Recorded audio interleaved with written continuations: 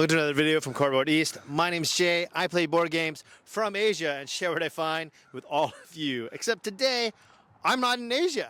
This is the first video where we are shooting from where we're not in Asia. We're in Knoxville, Tennessee, my new home. And so for this inaugural video, we're going to talk about the top 10 best board games, not card games, best board games from Asia of 2023. Now we're going to begin with some honorable mentions because that's all top 10 lists have to do. I'm going to begin with Coffee Rush from Korea Board Games. Now, although it's a very simple game of move your person, collect your resources, fulfill your contracts, the nice little twist here is that your contracts are slowly moving down off your board. If they move off, you get negative points. And then every time one of your opponents finishes a contract, you will gain more contracts to go in that top row. So you really feel that pressure of these contracts slowly moving down. I love when you take simple mechanics and you add a little twist that adds a great amount of tension like Coffee Rush does. Sadly, it didn't make the list because, well, I think there are other games that I just enjoyed more. The last honorable mention is, of course, the greatest game in the entire universe, and that is War and Right, that I co-designed. This is a shameless plug because I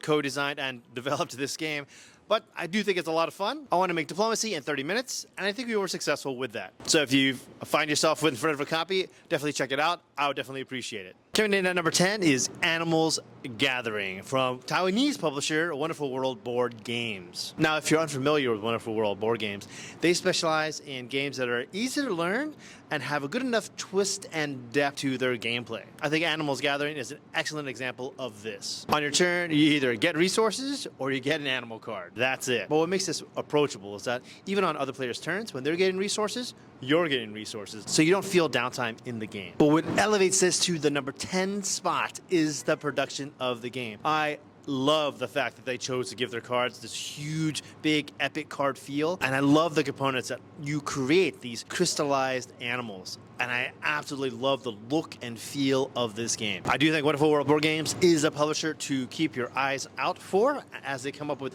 really interesting games year after year after year. I'm excited to see what they come out this year in 2024, but as for last year, in 2023, this is the best game they had, Animals Gathered. Number 9 is Tycoon India 1981. Now, there aren't that many games out there that have such heavy weight to them, as well as a heavy message that it's trying to project. Now, I did a whole video about Tycoon India 1981, so please go check that out. I'm going to put a link down in the description below. But first and foremost, what I love about this game is the message that there aren't that many games about India that aren't about British colonization, and I love to see one that's post-colonization as India is trying to rebuild itself. The second thing I love about Tycoon India are the mechanics. I love how there are different tracks that you're trying to push yourself along, and at the end of the game, if you're ahead in one, then that's not enough. You have to be ahead in two and be the clear victor in order to win. But if you're not, then there's another separate track where it breaks ties.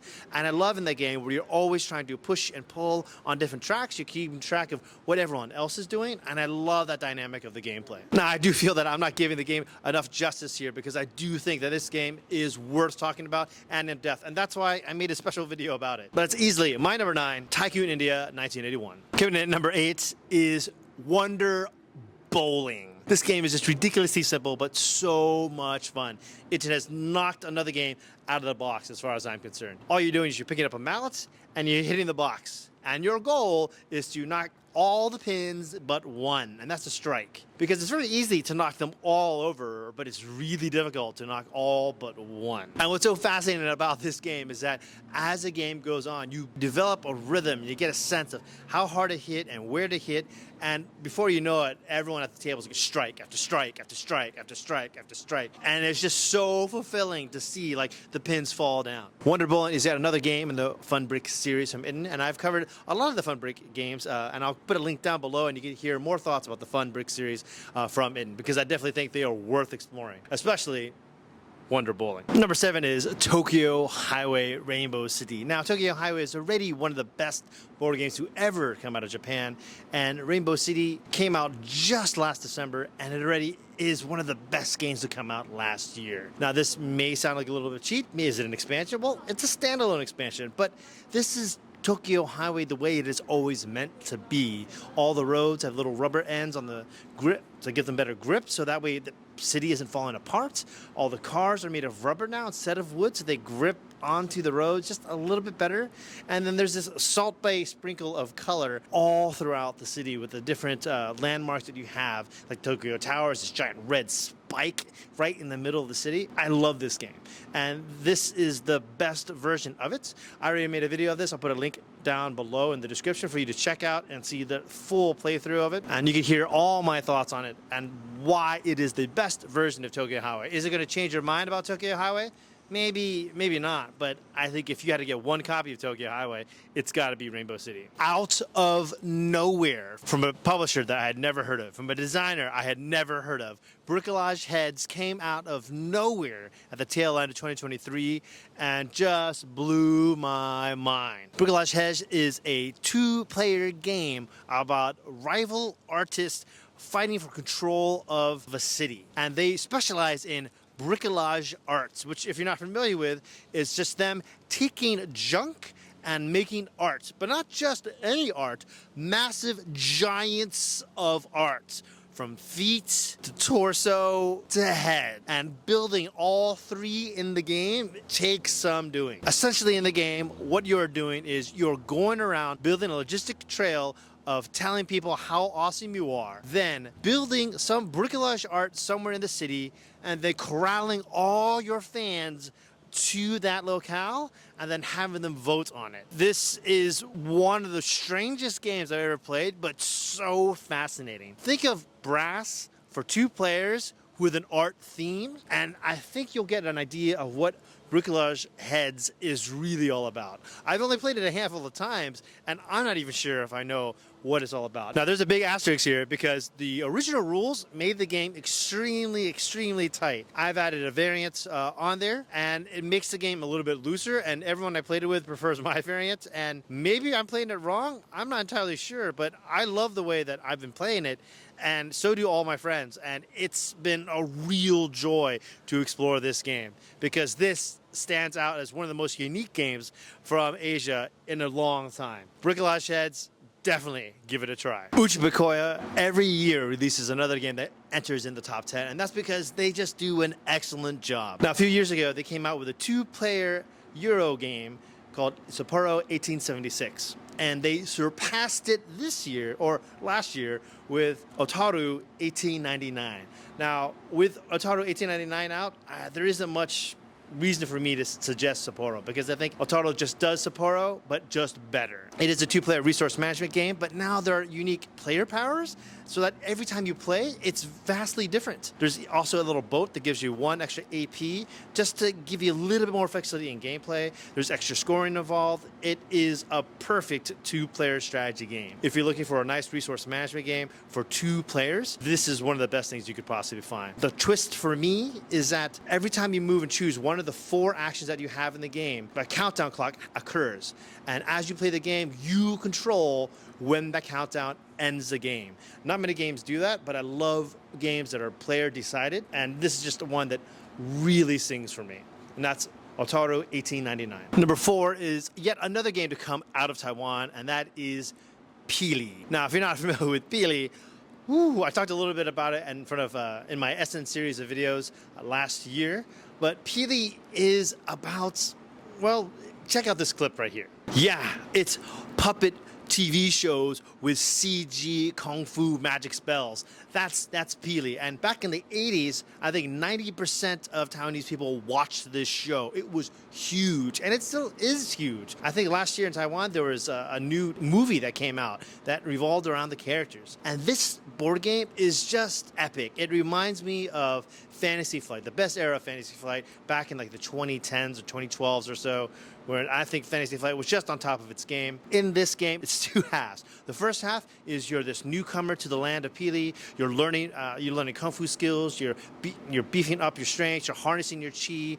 You're making friends with heroes. You're gathering new skills and abilities. And then all of a sudden, In the second half of the game, you are now this tactical combat where like the first player and the fourth player of whoever scored the highest are one team, and the second and third place are another team. And your score from the first half becomes your HP for the second half. So you're just fighting out in this massive duel. All the people you befriended are these little avatars that float around on the screen. I love it. It is very fiddly, but I think the overall epic experience is totally there.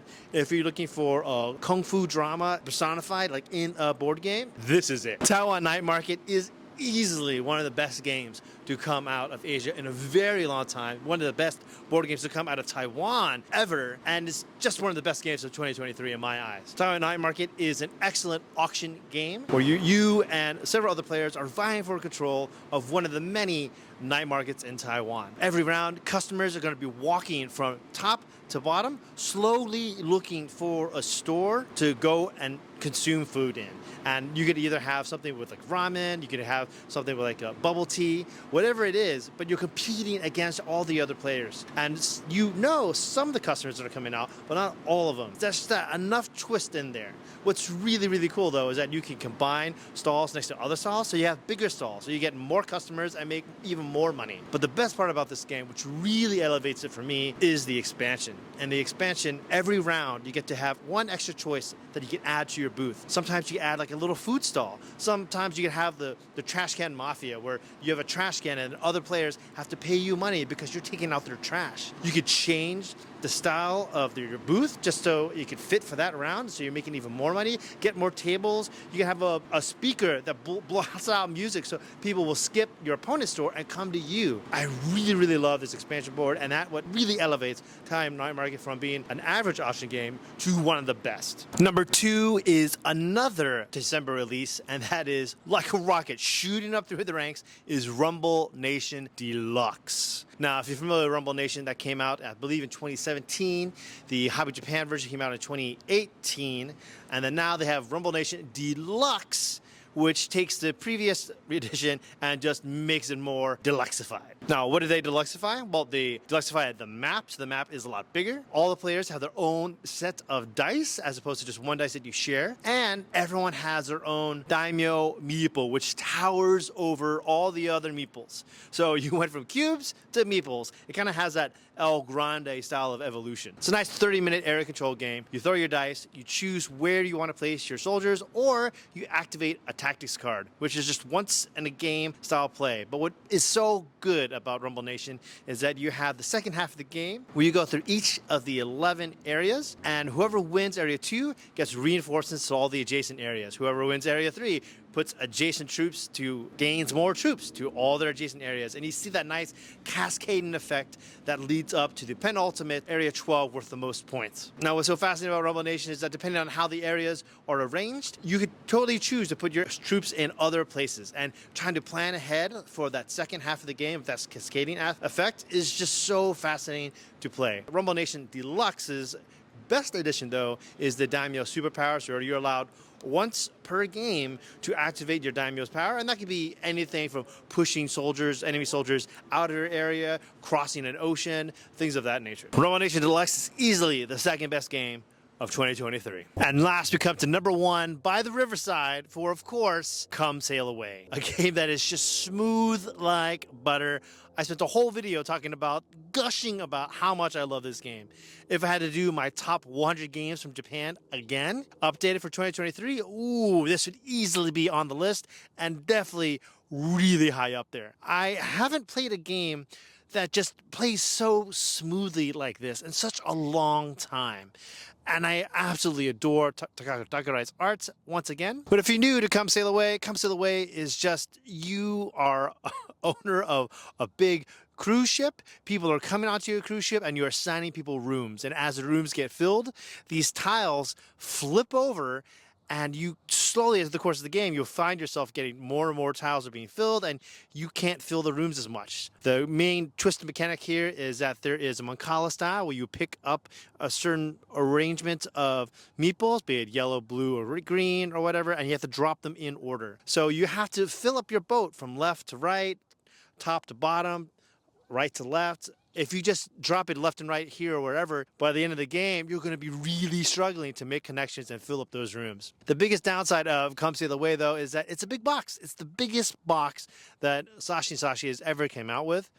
But it doesn't have a big box experience. So a lot of people get really disappointed, like they were promised like a big box experience, and they got a nice, breezy, super smooth 30-minute board game. But the previous collaboration of Daryl Chow from Singapore and Sashi from Kyoto really just was one of the best games I've ever played. Remember Our Trip. And they combined again for another collaboration for Come Sail Away. I could not be more thrilled. Come Sail Away is definitely a game that's going to stay in my collection for many, many years to come, and easily one of the best board games to come out in 2023. I'm going to put a link down below so you can see my full review of the game as well as my playthrough of it, just so you have a better idea of why this game is so amazing. And that's been my number one, Come Sail Away. Thanks again for watching, everyone. Once again, my name's Jay. I play board games from Asia and share what I find with all of you. I loved my time living in Asia, in Taiwan for 18 years, but boy howdy, they do not know how to make a pizza like they do here in the States. I'll see you in the next video.